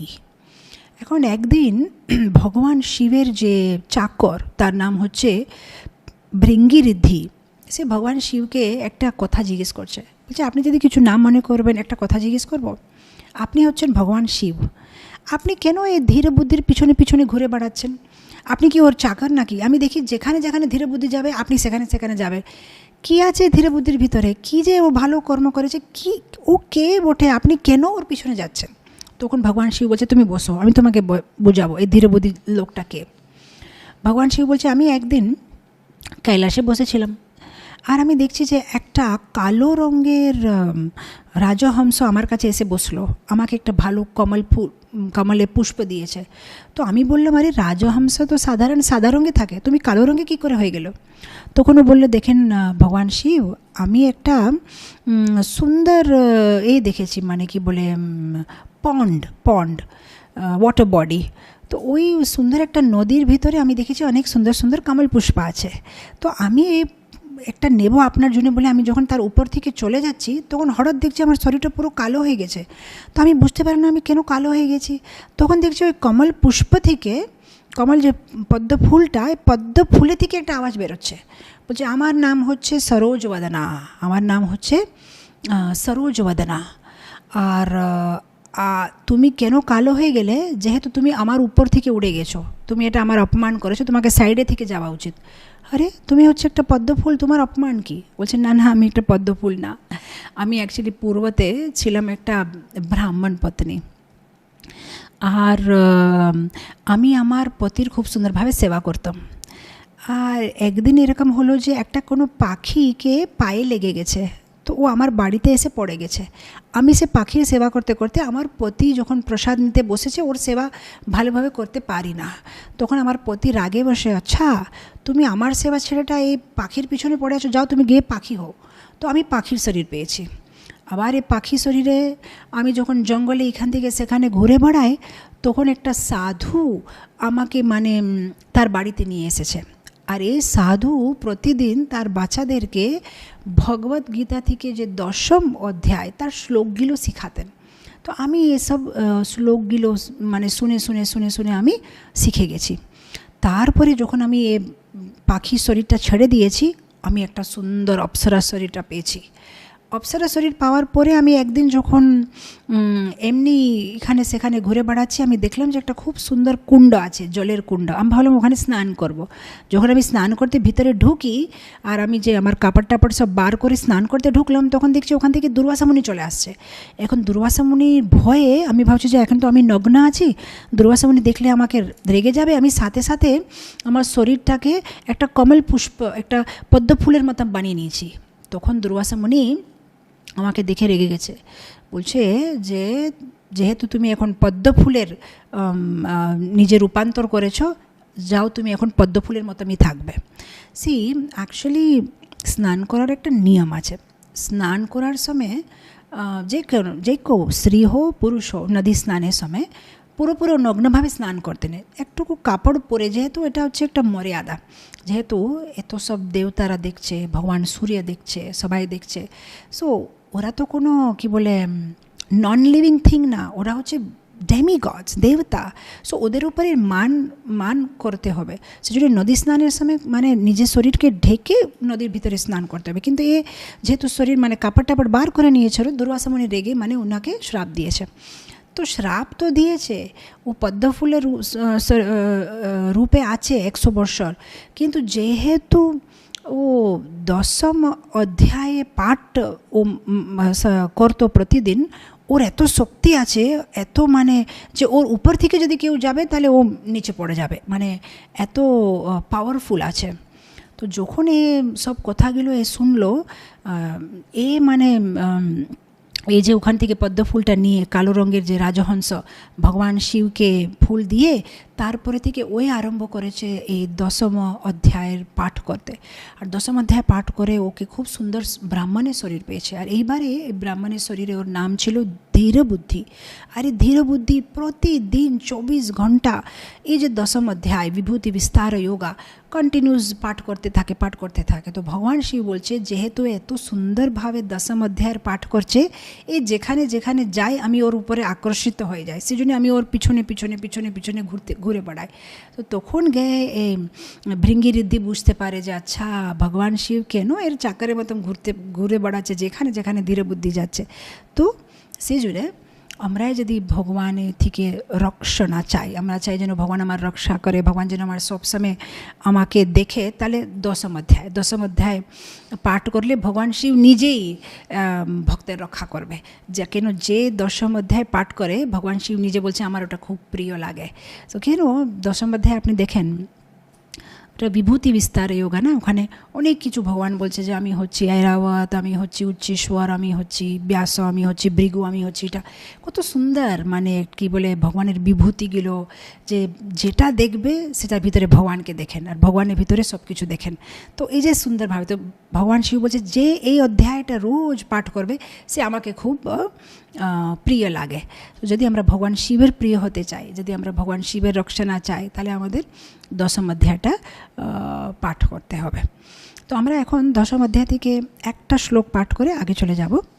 মচ্চিতমদ্গতা প্রাণা বোধয়ন্তা পরস্পরম কথয়ন্তশ্চ মাম নিত্যম তুষ্যন্তি চ রমন্তি চ। এখন একাদশ অধ্যায়। একাদশের অধ্যায়ের গল্প হচ্ছে সুনন্দা। সুনন্দা নামে একটা ব্রাহ্মণ ছিল, সে মেঘাঙ্কর নামে একটা জায়গাতে থাকতো। তো মেঘাঙ্কর নামে জায়গাতে থাকতো, ওর একটা নিয়ম ছিল, প্রতিদিন এই যে একাদশ অধ্যায় পাঠ করতো, খুব আনন্দে ছিল। একদিন সব বন্ধুরা বলছে চলো আমরা তীর্থযাত্রাতে যাব। তো ওরা তীর্থযাত্রাতে বেরিয়ে গেছে। তীর্থযাত্রাতে যাওয়ার সময় রাস্তাতে একটা জায়গাতে একটা অতিথি গৃহতে ওরা আছে, রাত্রেবেলা ঘুমাচ্ছে। সকালবেলা যখন উঠে দেখছে সুনন্দা, বন্ধুরা কেউ নেই, সবাই গায়েব, ও একা আছে। বুঝতে পারলো না এরা কোথায় গেল, আমাকে ছেড়ে চলে গেছে না কি হলো, না গায়েব কী করে হয়ে গেল। তখন সাথে সাথে যে গ্রামের লোকেরা ওখানে এসে বলছে দেখেন আপনি কোথায় যাবেন না আমার গ্রাম ছেড়ে, আপনি এখানে থাকেন, আপনাকে যেটা লাগবে আমরা দেব। আপনার ফ্রেন্ডস বন্ধুরা কোথায় চলে গেছে আমরা জানি না, কিন্তু আপনি এখানে থাকলে আমরা আপনাকে সব মানে ফ্যাসিলিটি দেব। এ বুঝতে পারছে না এরা কেন আমাকে এত রিকোয়েস্ট করছে। চলো ঠিক আছে থাকবো এখান থেকে, আমার কি আছে, যেখানে আমাকে থাকতে হবে তো ওখানে থাকছে। কিছু বছর পরে হঠাৎ করে একজন গ্রামবাসী এসে ওকে বলছে যে আপনি আমার সাহায্য করেন, আপনি আমার সাহায্য করেন। সুনন্দা বলছে আমি কি সাহায্য করব? বলছে আমি আজকে আপনাকে একটা সত্যি কথা বলতে চাই, যেটা আমরা আপনা থেকে লুকিয়েছিলাম। যে কী সত্যি কথা? বলছে অ্যাকচুয়ালি আমাদের গ্রামে প্রতিদিন একটা রাক্ষস আসতো, সে সবাইকে খেয়ে ফেলতো। তো আমরা ও রাক্ষসের সাথে একটা ডিল বানিয়েছি যে তুমি গ্রামবাসীকে খাবে না, আমরা একটা অতিথি গৃহ বানাচ্ছি, এখানে যারা আসবে তুমি তাদেরকে খাবে, গ্রামবাসীদেরকে ছেড়ে দাও। সেই জন্য আমাদের অতিথি গৃহতে যারা আসে তাদেরকেও রাক্ষস খেয়ে নিয়ে চলে যায়, ঠিক আছে। কিন্তু সেদিনে রাত্রে সব আপনাদের বন্ধুদেরকে খেয়ে নিয়েছে, কিন্তু আপনাকে খেতে পারেনি, জানি না কেন, আপনার ভিতরে কী শক্তি আছে আমরা জানি না। কিন্তু দেখেন কাল রাত্রে কি হয়েছে, আমার ছেলে দূর দেশ থেকে পড়াশোনা করতে জন্য গিয়েছিল, ওই জিনিসটা জানেনি, ওর বন্ধুর সাথে রাত্রে অতিথি গৃহতে থেকে গেছে, এখন দেখো ও রাক্ষস ওকে খেয়ে নিয়েছে, দয়া করে আমার ছেলেকে বাঁচান। আমি যখন রাক্ষসের কাছে গিয়ে বললাম যে আমার ছেলেকে কেন খেয়েছো, ও তো গ্রামবাসী, তখন এই বলেছে আমি কি করে জানবো, তোমরা বলেছো অতিথি গৃহতে যে থাকে তাকে খাওয়া যাবে, আমি খেয়ে নিয়েছি, এখন আপনি আমাদের রক্ষা করেন। তখন সুনন্দা বলছে দেখো আমি বেশি কিছু জানি না, আমি মন্ত্র মানে আমি তো একটাই জিনিস করি, প্রতিদিন এই ভগবদ্গীতার একাদশ অধ্যায়টা পাঠ করবি, এটা ছাড়া আমি আর কিছু মন্ত্র জানি না, যদি সেটা তোমাদের সাহায্য হবে তাহলে আমি সেটা পাঠ করতে পারি। তখন ও রাক্ষসের কাছে গিয়ে একাদশ স্কন্ধ পাঠ করে শেষে যে জলটা নিয়ে ও রাক্ষসের উপরে ছাটালেই এই রাক্ষস মানে মুক্তি পেয়ে যায়। তখন এই রাক্ষসটা খুব খুশি, বলছে দেখেন এই একাদশ অধ্যায় হচ্ছে অনেক পাওয়ারফুল, আমি পূর্বতে অনেক খারাপ কর্ম করেছি, সেই জন্য আমি এই যে রাক্ষস শরীরটা পেয়েছি, আপনি যে একাদশ অধ্যায়টা পাঠ করলেন আমি সব কর্ম থেকে মুক্তি পেয়েছি। তো এখন ওনার জন্য যখন বৈকুণ্ঠের বিমান আসছে, উনি চলে যাচ্ছেন, তখন এই ব্রাহ্মণ বলছে দাঁড়ান আমার ছেলে কি হলো, আপনি আমার ছেলেকে তো খেয়ে ফেলেছেন। তখন বলছে না তোমার ছেলে এখানে আছে। তখন ওনার ছেলে এসে বলছে দেখেন বাবা, আপনার মতো অনেক বাবা পেয়েছি আমি অনেক জন্মতে, এবারে আমি বৈকুণ্ঠে যেতে চান্স পেয়েছি, এখন আর আপনি আমার উপরে আসক্তি ছেড়ে দিন, আপনি আমার বাবা না, আমি আপনার ছেলে না, আমরা সবাই হচ্ছে ভগবানের ছেলে, আমি হচ্ছে আত্মা, আপনি হচ্ছেন আত্মা, এটা আমরা শরীর না, আমাকে যেতে দিন। তারপরে ও বৈকুণ্ঠ ধামে চলে যাচ্ছে।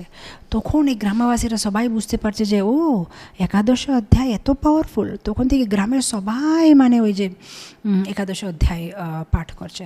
তো আমাদের যদি কিছু অশুভ হচ্ছে তাহলে আমাদের একাদশ অধ্যায় পাঠ করতে হবে, তাহলে জীবনে সব অশুভ চলে যাবে, সব কিছু শুভ হয়ে যাবে। তো আমরা একবার এটা একটা শ্লোক পাঠ করে আগে যাব। অনাদিমধ্যন্তমনন্তবীর্যম অনন্তবহুম শশি সূর্যনেত্রম পশ্যামি ত্বম দীপ্তহুতাসবক্ত্রম স্বতেজসা বিশ্বম ইদম তপন্তম। ভগবানের বিশ্বরূপের ব্যাখ্যা। তারপরে দ্বাদশ অধ্যায়, দ্বাদশের অধ্যায়ে হচ্ছে কোল্হাপুর, মহারাষ্ট্রতে একটা জায়গা আছে কোল্হাপুর, সেখানে মহালক্ষ্মীর একটা খুব সুন্দর মন্দির ছিল। একদিন ওখানে একটা রাজপুত্র, রাজার ছেলে এসছে অনেক কাঁদছে, যে এই লক্ষ্মী দেবী দয়া করেন, আমরা একটা খুব সুন্দর অশ্বমেধ যজ্ঞ আয়োজন করেছিলাম, হঠাৎ করে আমার বাবা মরে গেছে, যজ্ঞটা পূর্তি হয় না, আমার বাবার শরীরটাকে আমি তেলের ভিতরে রেখে এসেছি, দয়া করে আমার বাবাকে জীবন দান করেন, এই অশ্বমেধ যজ্ঞটা আমাকে পূর্তি করতে হবে। তখন লক্ষ্মী দেবী বলছে, এত ছোট জিনিস জন্য আমার কাছে আসতে হবে না, আমার মন্দিরের সামনে একটা ভক্ত বসে আছে সিদ্ধ স্বরূপ, গিয়ে ওকে জিজ্ঞেস করো। সিদ্ধ সমাধি, একটা ভক্ত বসে আছে, তার নাম হচ্ছে সিদ্ধ সমাধি, যাও ওর কাছে তুমি ওর সাথে কথা বলো। তো ওখানে রাজপুত্র যাচ্ছে, এই সিদ্ধ সমাধিকে দণ্ডবত প্রণাম করছে, বলছেন লক্ষ্মী দেবী বলেছেন আপনি সাহায্য করবেন, কি আপনি আমার সাথে আসবেন? বলছে ঠিক আছে চলো। তখন ওকে রাজমহলে নিয়ে যায়, আর এ কিছু একটা মানে মন্ত্র করছে, আর দেখছে যে রাজার শরীরটা যে তেলের ভিতরে ভাসছিল, হঠাৎ করে মানে রাজা সজীবন মানে জীবন পেয়ে যাচ্ছে আর উঠে বসে গেছে। তখন রাজা আর রাজার পুত্র জিজ্ঞেস করছে যে আপনি কি মন্ত্র বললেন, যে জীবন কি করে পেয়ে গেছে আমার বাবা, আপনি কি মন্ত্র জাপ করছেন? বলছে আমি কিছু মন্ত্র জাপ করি না, আমি ভগবদ গীতার যে 12 অধ্যায় ভক্তি যোগা সেটা আমি প্রতিদিন পাঠ করি, সেটা নিয়ে মানে পাওয়ারটা। সো এই ভগবদ্গীতার যে ভক্তি যোগা চ্যাপ্টার 12 হচ্ছে অনেক পাওয়ারফুল। মানে একটা রাজা, সে মানে লাশ ছিল, মরে গেছিল, সে জীবনটা ফেরত পেয়ে গেছে। এখন আমরা ওই 12 অধ্যায় থেকে একটা শ্লোক পাঠ করে আগে যাব। ইয়স্মানো দ্বিজতে লোকো লোকানো দ্বিজতে চয়ঃ হর্ষমর্ষভয়োদ্বেগে মুক্তো ইয়া সচ মে প্রিয়ঃ। নেক্সট হচ্ছে 13 অধ্যায়। 13 অধ্যায়ের গল্প হচ্ছে হরিহরপুর। হরিহরপুরে একটা ব্রাহ্মণ ছিল, সে ব্রাহ্মণের যে পত্নী ছিল সে দুরাচারী ছিল বলে ওনার পতি ওনাকে ত্যাগ করে দিয়েছে। সেজন্য উনি কী করছিলেন, জঙ্গলে একটা কুটির বানিয়ে সেখানে থাকতেন। আর উনি তো মানে অভদ্র পুরুষের সঙ্গ করতেন, অনেক পুরুষেরা আসছে যাচ্ছে, একটা বেশ্যার মতো ওখানে থাকছে। একদিন রাত্রেবেলা ঘুরে বেড়াচ্ছে যে কেউ আসেনি, আজকে কি করব। তখন হঠাৎ একটা সিংহ এসে গেছে ওখানে, আর ও বলছে এই তোমাকে আমি খেয়ে ফেলবো, আর সিংহ ওকে খেয়ে নিচ্ছে। অবশ্য এই গল্পগুলো অনেক কি বলে ডিটেলে আছে, আমি যত সম্ভব সংক্ষেপে বলতে চেষ্টা করছি। তো যখন এই দুরাচারী স্ত্রীকে সিংহ খেয়ে ফেলে, তারপরে যখন ও যমলোকতে যায়, যমরাজ বলছে যে তুমি এত পাপ করেছো যে কিছু লক্ষ লক্ষ লক্ষ বছর তোমাকে এই নরকে, তারপরে কিছু কিছু লক্ষ লক্ষ বছর এই নরকে, তারপরে এই নরকে, তারপরে আবার পৃথিবীতে, আবার এরকম তোমাকে অনেক কিছু মানে করতে হবে। তো যদি আপনি পদ্মপুরাণে পুরো বিবরণটা দেখবেন, মানে চক্কর এসে যাবে। আগে এই নরকে, তারপরে ওই নরকে, তারপরে একটা চণ্ডালের রূপে, তারপরে একটা কি বলে লেপ্রসি রোগগ্রস্ত, তারপরে টিউবারক্লোসিস টিবি রোগ, তারপরে এরকম মানে অনেক জীবনে কষ্ট পায় ওই স্ত্রীটা, ব্রাহ্মণ স্ত্রীটা। শেষে অনেক অনেক লক্ষ লক্ষ লক্ষ বছর পরে একটা চাণ্ডালের রূপে ও আবার ওই গ্রামে চলে আসে, হরিহরপুর, যেখানে উনি মানে এই পাপ কাজ করেছিল। তখন দেখছে ওখানে একটা সাধু মহাত্মা, ওর নাম ছিল বাসুদেব, সে ভগবদ্গীতার 13 অধ্যায়ের পাঠ করছে। এমনি কিছু কাজ ছিল না বলে মেয়েটা জাস্ট বসে বসে শুনছে যে কী বলছে, একটু শুনে দেখি কী বলছে। তো শুনেছে, যেই ও শুনেছে সেই কী হয়েছে, ওকে মানে বিমান নিতে এসেছে, আর ওকে বলছে দেখো এখন তোমার সব কর্ম থেকে তুমি বিমুক্ত হয়ে গেছো। বলছে আরে আমার তো অনেক কিছু লিস্ট বাকি আছে। বলছে না, তোমার পুরো লিস্ট শেষ, যেহেতু তুমি এখন ভগবদ্গীতার 13 অধ্যায় শুনেছো। তো এত পাওয়ারফুল আছে ভগবদ্গীতার 13 অধ্যায় যে যদি কেউ ফেথলেস পারসন, মানে তার উপরে বিশ্বাস নেই, তারাই যদি শুনবে, যে এমনি কি বলছে এরা, শুনি একটু বাস, এরকম যদি শুনলেও মানে ওরা মুক্তি পেয়ে যাবে। তো এটা পাওয়ারফুল হচ্ছে ভগবানের ভগবদ্গীতার 13 অধ্যায়। আমরা একটা শ্লোক পাঠ করে আগে যাব।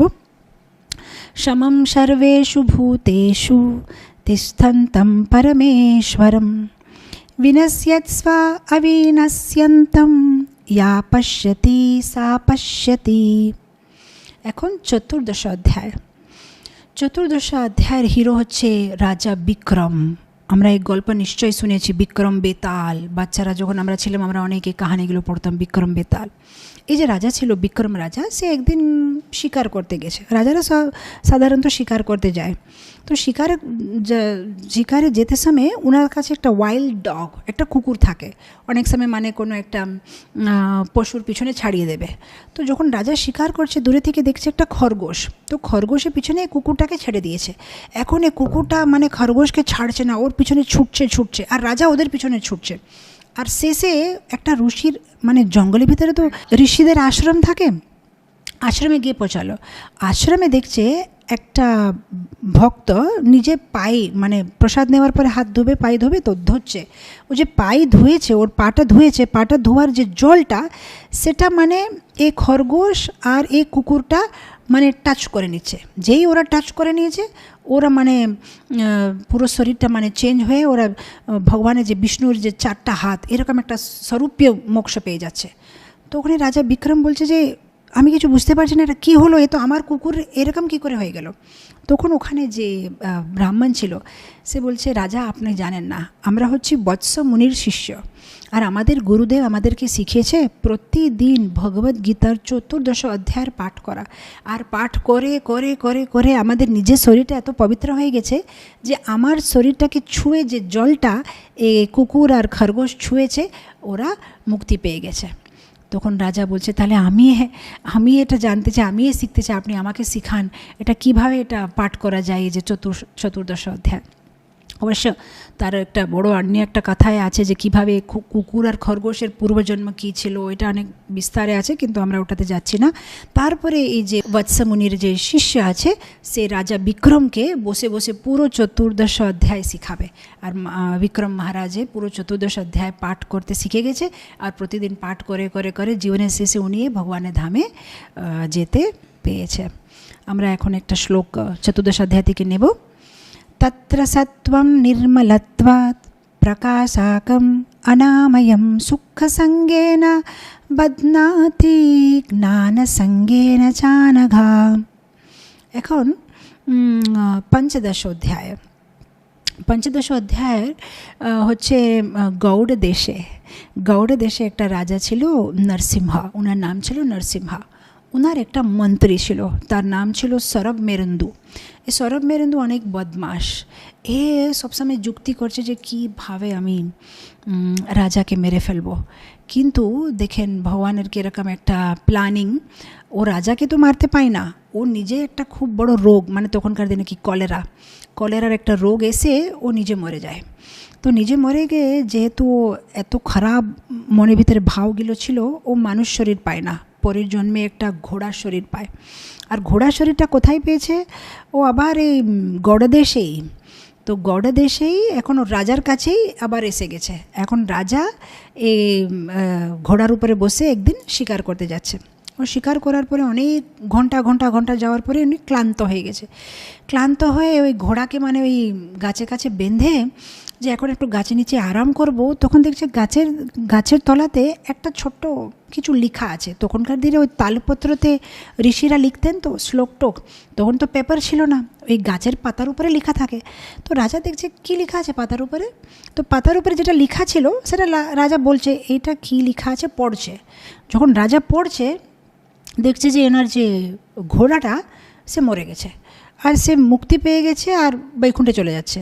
এ কিছু বুঝতে পারছে না যে আমি যে কী যে পড়লাম, এই যে কী করে মুক্তি পেল, কী হলো বোঝা যাচ্ছে না।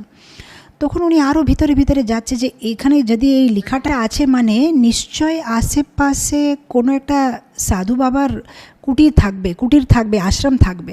তো উনি যখন খুঁজে তখন পেয়ে যাচ্ছে বিষ্ণু শর্মা সাধুর একটা খুব বিশাল বড় আশ্রম।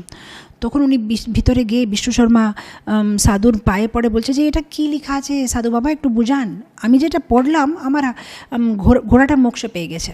তখন উনি হাসি পাচ্ছেন, বলছে আরে তুমি যেটা পড়েছো সেটা আমার শিষ্যেরা অভ্যাস করছে, যেহেতু আমি ওদেরকে কণ্ঠস্থ করাচ্ছি ভগবদ্গীতার 15 অধ্যায় পুরুষোত্তম যোগ চ্যাপ্টার 15। তো ওরা মানে কণ্ঠস্থ করতে জন্য বারবার লিখছে। তো তুমি সেটা থেকে একটা শ্লোক পাঠ করেছো, কিন্তু এই শ্লোকটা এত পাওয়ারফুল যে সাথে সাথে তোমার এই যে ঘোড়া ছিল সেটা পূর্বতে তোমার মন্ত্রী ছিল, ও মানে মুক্তি পেয়ে গেছে। তখন রাজা মানে বলছে না না আমি এ শিখতে চাই, যদি একটা শ্লোকের আধা লাইনে যদি কেউ মুক্তি পাবে তাহলে যদি আমি পুরো অধ্যায়টা শিখবো আমি কত ভগবানের কৃপা পাবো। তারপরে বিষ্ণু শর্মা কাছে নরসিংহ রাজা পুরো এই যে পঞ্চদশ অধ্যায় পাঠ করতে শিখে যায়। আমরা একটা শ্লোক নিয়ে আগে যাব। না তদ ভাষয়তে সূর্যো না শশাঙ্কো না পাবকা यद् गत्वा न निवर्तन्ते तद्धामा परमं मम। এখন ষোড়শ অধ্যায়। এই ষোড়শ অধ্যায় হচ্ছে মহারাজ খড়গবাহু, উনি ছিলেন সুরতের রাজা। আর একবার এরকম হয়েছে যে উনার রাজ্যতে একটা পাগল হাতি ভুল করে মহাভারতটা খুলে দিয়েছে, আর এই পাগল হাতি মানে ছুটে ছুটে চলে যাচ্ছে। তো সবাই মানে এই পাশে ভয়ে ভ্রান্ত, মানে যারে কী করবো ভয়ে এই পাশে পালাচ্ছে। কিন্তু একটা ব্রাহ্মণ জাস্ট দাঁড়িয়ে আছে, কোনো ভয় নেই, কিছু নেই, আমাদের রসিকানন্দ আচার্যের মতো।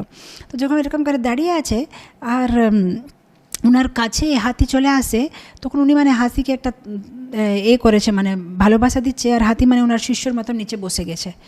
তখনই মহারাজ খড়গবাহু জিজ্ঞেস করছে যে আপনি কি বললেন, হাতিটা শান্ত কেন হয়ে গেল, আপনি কি মন্ত্র জানেন, কি ম্যাজিক?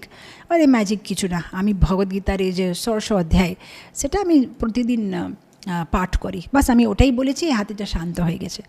তখন মহারাজ খড়গবাহু বলছে আমাকে শেখাবেন, আমি এটা করতে চাই, মানে আমি ভয় থেকে মুক্ত হতে চাই। আমি আপনাকে দেখে অবাক হয়ে যাচ্ছি, আপনার মুখের ভিতরে কত শান্ত আছেন, আপনার কোনো ভয় বলে নেই, এত পাগল হাতি আপনার কাছে আসলেও আপনার মানে কোনো নিডর হয়ে আপনি দাঁড়িয়ে আছেন, আমাকে এটা শেখান। তারপরে উনি এটা পাঠ করেছে, উনি এটা শিখেছে। রাজা তো আরও দরকার আছে নিডর হওয়া, যেহেতু ওনাদের তো সবার রক্ষা করতে হবে, ওনার এটা ধর্ম। তো আমরা এটা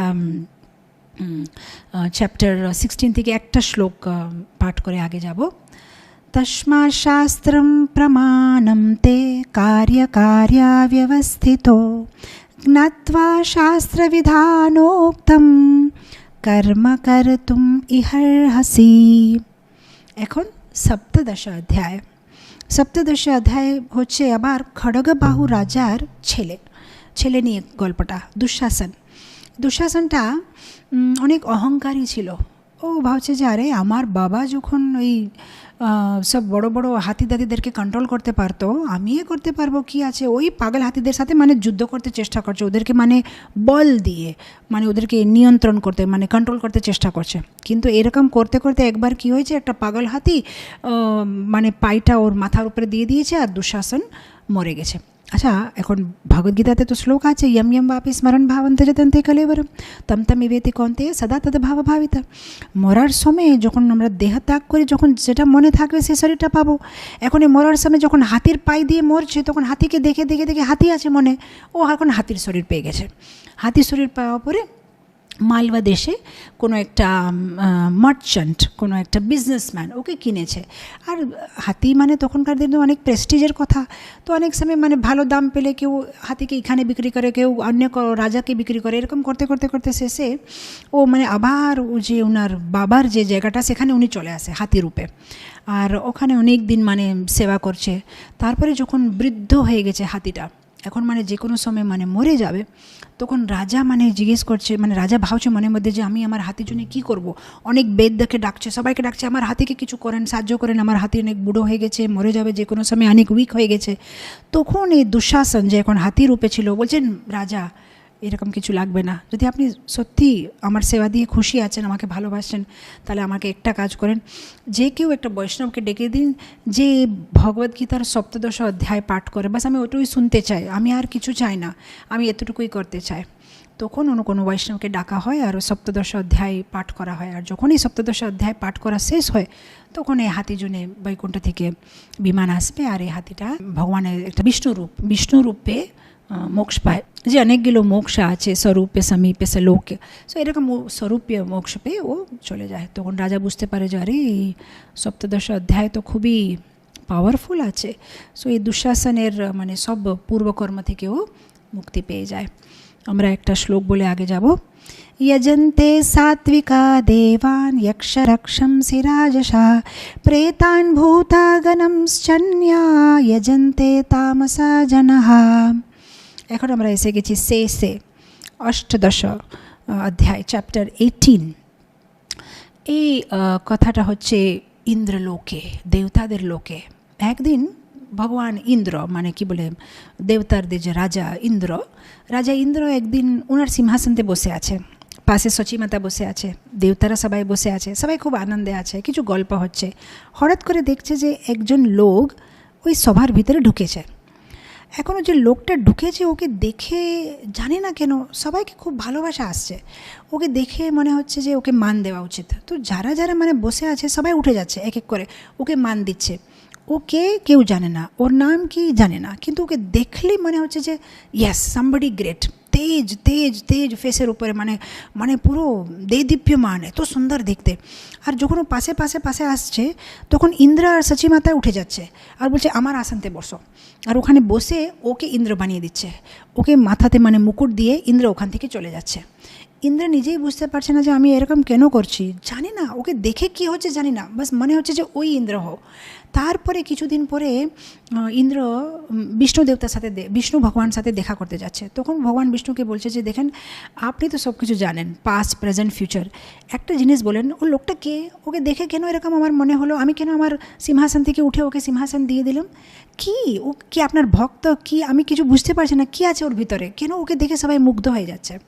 তখন ভগবান অনেক হাসি পাচ্ছে, বলছে আরে কিছু না, ও ভক্ত প্রতিদিন ভগবদ্গীতার যে অষ্টাদশ অধ্যায় 18th চ্যাপ্টার প্রতিদিন পাঠ করছে, সেই জন্যে মানে ওর মুখের ভিতরে অনেক তেজ। আর ওর সাথে কেউ যুদ্ধ করতে চাইবে না, ওকে সহজে সবাই সব কিছু দিয়ে দিতে চায়, এত মানে ও শক্তিমান হয়ে গেছে। তো যেখানেই ও যাবে ও বিজয়ী হবে, যেখানেই যাবে মানে ও সহজে সব কিছু পেয়ে যাবে।